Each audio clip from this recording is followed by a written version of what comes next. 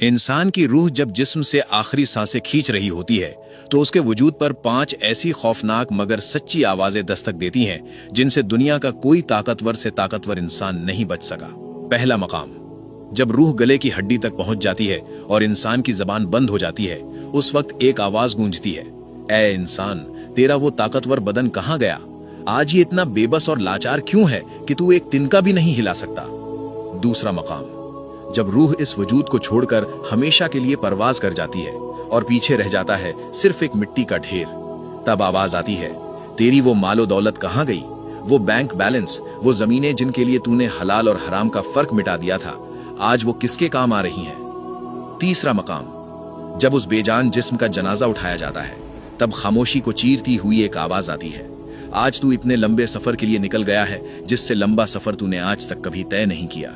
आज तू एक ऐसे तंग और तारीक घर में दाखिल होने वाला है जहां करवट लेने की भी जगह नहीं है। चौथा मकाम, जब उसे लहद के अंधेरे में उतार दिया जाता है, तब आवाज आती है, कल तक तू जमीन के ऊपर सीना तान कर चलता था और आज जमीन के अंदर लेटा हुआ है। कल तक तू हंसता था और आज रो रहा है। कल तक तेरे आसपास एक हुजूम था और आज तू इस खंडहर में बिल्कुल अकेला पड़ा है। और पांचवा, सबसे भारी मकाम, जब कब्र पर मिट्टी डाल दी जाती है और अपनों के कदमों की आहट दूर जाने लगती है, तब आखिरी आवाज आती है, तेरे सारे करीबी लोग तुझे इस अंधेरे में छोड़कर चले गए। अगर वो यहां रुक भी जाते तो तुझे कोई फायदा नहीं पहुंचा सकते थे।